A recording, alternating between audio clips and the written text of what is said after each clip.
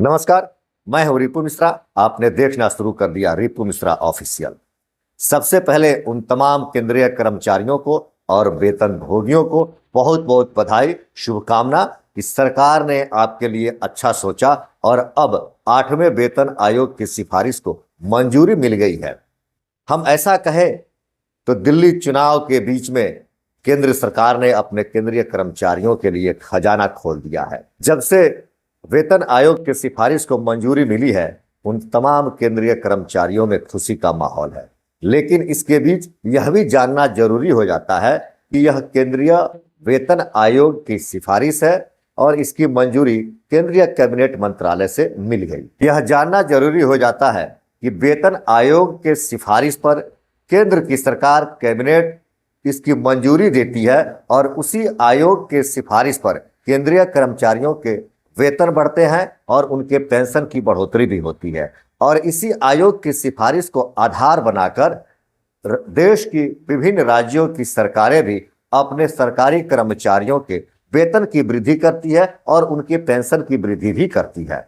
हालांकि इस 8वें वेतन आयोग की घोषणा केंद्रीय मंत्री अश्विनी वैष्णव ने की है, जबकि यह विभाग वित्त विभाग के अधीन आता है और वित्त विभाग के किसी भी मंत्री के द्वारा, मतलब वित्त मंत्री के द्वारा इस तरह की घोषणा नहीं की गई। इसकी घोषणा किसी अन्य मंत्री के द्वारा किया गया है।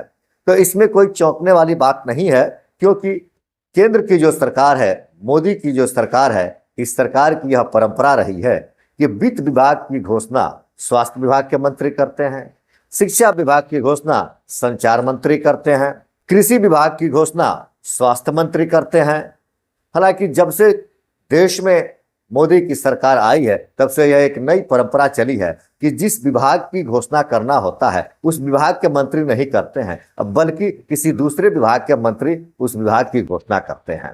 खैर, जो भी हो, अब 8वें वेतन आयोग की सिफारिश और घोषणा हुई, इसकी मंजूरी भी मिली, जिसके तहत देश में लगभग 50 लाख केंद्रीय कर्मचारी हैं जिनके वेतन बढ़ेंगे और लगभग 65 लाख ऐसे कर्मचारी हैं जो पेंशनधारी हैं, उनके पेंशन की बढ़ोतरी होगी। लेकिन इसमें सबसे आश्चर्यजनक बात तो यह है कि आज वेतन आयोग के सिफारिश पर केंद्रीय कैबिनेट से मंजूरी तो मिल गई, लेकिन यही केंद्रीय सरकार, यही कैबिनेट मिनिस्ट्री के माध्यम से पिछले साल 2024 दिसंबर के महीने में जब शीतकालीन सत्र चल रहा था, तो उस समय एक सवाल पूछने पर वित्त मंत्री ने स्पष्ट रूप से कहा था और केंद्र की सरकार ने लिखित जवाब भी दिया था कि अभी निकट भविष्य में वित्त मंत्रालय इस तरह का कोई आयोग बनाने नहीं जा रही है और किसी तरह के वेतन की बढ़ोतरी के लिए कोई आयोग गठन नहीं होने वाला है।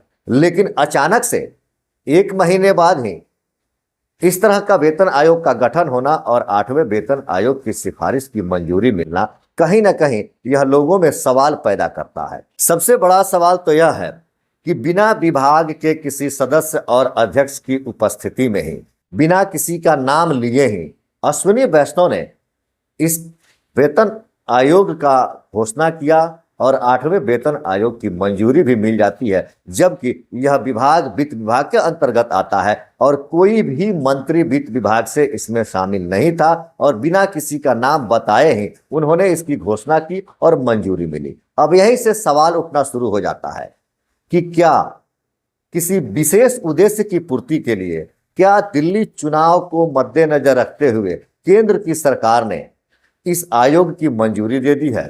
जहां पिछले महीने कहा गया था कि इस तरह का भविष्य में कोई भी आयोग गठन होने वाला नहीं है, वित्त विभाग के माध्यम से यह जानकारी मिली थी, वहीं आज अचानक से इस फैसले पर मंजूरी मिलना कहीं ना कहीं लगता है कि सरकार दिल्ली चुनाव को ध्यान में रखते हुए सरकारी कर्मचारियों को एक लॉलीपॉप दे रही है या सरकारी कर्मचारियों के वोट को भजाने की कोशिश कर रही है। जब विशेषज्ञों से इसके बारे में बात हुई तो उन्होंने स्पष्टता से कहा कि यह एक सामान्य प्रक्रिया है और देश में इस तरह की प्रक्रिया को चलते रहना चाहिए। वेतन आयोग की सिफारिश होती है, वेतन आयोग कर्मचारियों की वेतन बढ़ोतरी की बात करता है, पेंशनधारियों की पेंशन की बढ़ोतरी की बात करता है और ऐसा होना भी चाहिए। यह सामान्य प्रक्रिया है और देश में इस तरह की प्रक्रिया चलते रहनी चाहिए।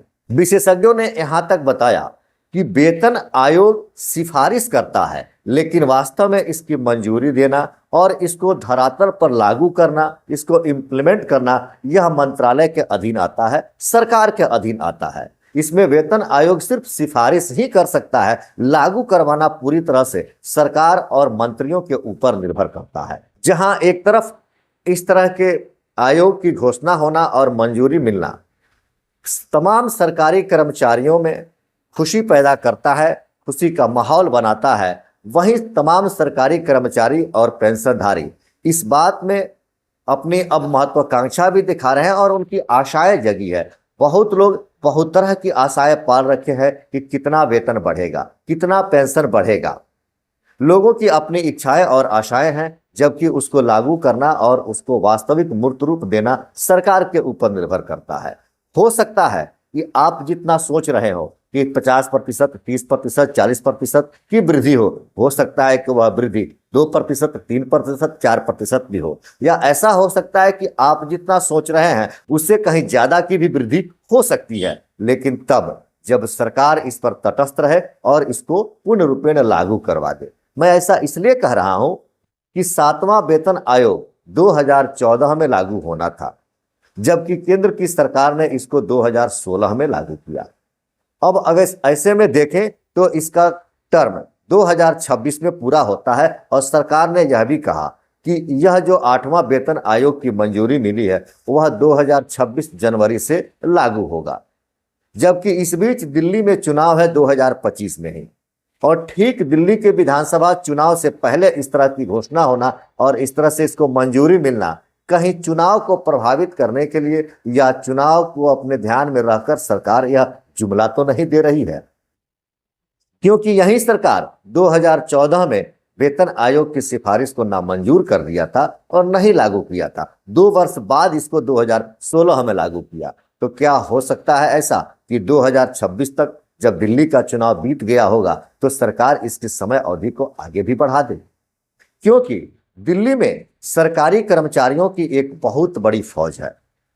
केंद्रीय कर्मचारी बहुत अधिक संख्या में दिल्ली में हैं और बहुत ऐसे लोग हैं जो रिटायर हो गए हैं लेकिन वो दिल्ली में ही रहते हैं। आप ध्यान देंगे, अपने आसपास के लोगों पर नजर दौड़ाएंगे तो इसकी स्पष्टता आपको मालूम हो जाएगी कि आपके आसपास के रहने वाले बहुत ऐसे लोग हैं जो सरकारी कर्मचारी हैं, केंद्रीय कर्मचारी हैं, वो दिल्ली में रहते हैं। बहुत ऐसे केंद्रीय कर्मचारी हैं जो रिटायर कर गए हैं लेकिन आज वो दिल्ली में रह रहे हैं, और वो सिर्फ दिल्ली में रहते नहीं हैं बल्कि दिल्ली के वो वोटर भी बन चुके हैं। तो क्या ऐसे में जो लोगों का यह सवाल उठ रहा है कि दिल्ली विधानसभा चुनाव को देखते हुए सरकार ने इस तरह का कोई लॉलीपॉप तो नहीं दे दिया है सरकारी कर्मचारियों को, इसमें कहीं संशय नहीं हो रहा है। देश में 1947 से अब तक 7 बार पेंशन कमीशन बना है। 7वां वेतन आयोग 2016 में लागू हुआ था। देश में वेतन आयोग की जो कमेटी है वह कर्मचारियों की सैलरी की बढ़ोतरी की सिफारिश करता है, पेंशन की बढ़ोतरी की सिफारिश करता है। जब देश में 7वां पेंशन आयोग लागू हुआ था उस समय सरकार ने मूल वेतन में वृद्धि का दर, जो प्रतिशत वृद्धि किया था, वह दर था 14.27%। जो अब तक के वेतन, पेंशन या मूल वेतन बढ़े हैं उसमें सबसे कम वृद्धि 7वें वेतन आयोग के समय हुआ था। अब क्या आपको ऐसे में लगता है कि जब 2026 में 8वां वेतन आयोग की सिफारिश को मंजूरी मिलेगी और यह लागू किया जाएगा तो क्या सरकार इससे अधिक वेतन और पेंशन की वृद्धि कर सकती है, या 7वें वेतन आयोग से कम ही करके नए 8वें वेतन आयोग को लागू करेगी, या यह एक सिर्फ चुनावी जुमला बनकर रह जाएगा, या इसे वास्तविक रूप से लागू भी किया जाएगा? आप अपना विचार कमेंट करके अवश्य बताएं। देखते रहे रिपु मिश्रा ऑफिशियल। धन्यवाद।